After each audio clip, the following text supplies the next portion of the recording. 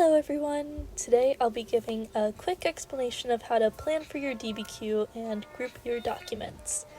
DBQs can be really scary when there's so much information that you have to understand and sort through and incorporate into your writing in such a short amount of time. My goal with this video is to make that process feel a little less intimidating by walking through some of the documents and finding their key points. For this video, I'll be using the documents from the 2022 national exam. The prompt for this DBQ asks you to evaluate the extent to which European imperialism affected economies in Africa and/or Asia in the 19th century and earliest 20th centuries. To start, we'll look at document 1. If you'd like to take a moment to read it carefully, feel free to pause the video and analyze it. This document primarily discusses how the Dutch colonial government severely overworked people under their control. The author of this letter says that the Dutch imposed multiple demands on the workers. The key takeaway from this document is that imperialist governments affected the economy by demanding labor from native populations. Next is document 2.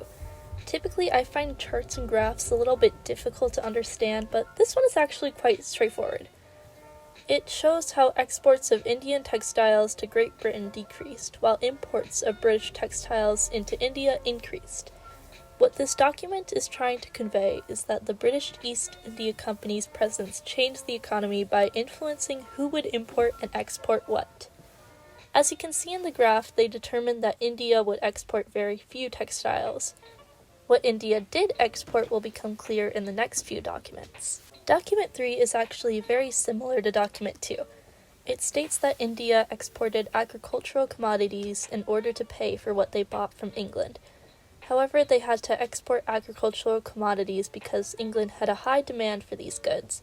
The British didn't want India's cloth, for example, and it became difficult for India's cotton weavers to support themselves. This imperialist government caused people to give up their hereditary trades because there was no demand for their products. Document 4 again discusses similar topics to documents 2 and 3.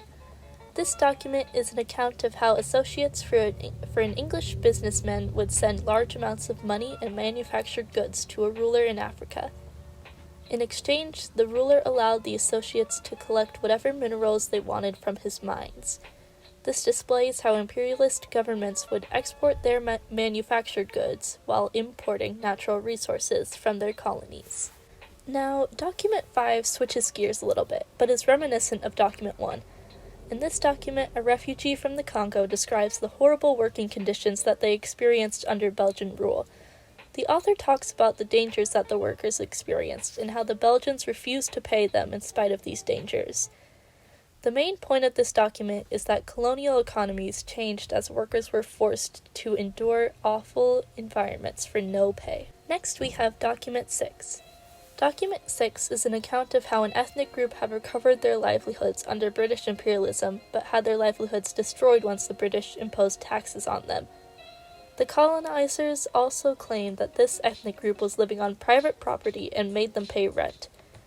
This shows how imperialist governments affected the economies of their colonies by forcing them to pay unreasonable taxes and rent.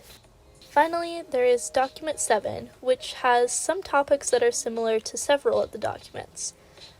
In this document, the Tanzanian workers had to do very difficult work and received whippings instead of payment for their work. This document also states that the Germans made the workers pay taxes in addition to the jobs they did on plantations. In summary, this document points out how imperialist governments demanded work and money from their colonies. Using these documents, you can now formulate an outline. I sorted the documents into 3 groups for 3 paragraphs. The first paragraph would contain documents 1, 5, and 7. The topic would address how workers under imperialist governments did extremely difficult work for little to no pay. The second paragraph would use documents 2, 3, and 4, and would discuss how the economies of colonies shifted industry toward exporting raw materials and crops, while importing European manufactured goods. And lastly, documents 6 and 7 would make up the third paragraph. Its topic would be about how imperialist governments imposed taxes and rents, taking large sums of money from people under their control. Now you're ready to go on and write your essay. Thank you so much for watching this video. I hope I was able to help you understand the reading and planning portion of a DBQ a little bit better, and I wish you the best on your next exam.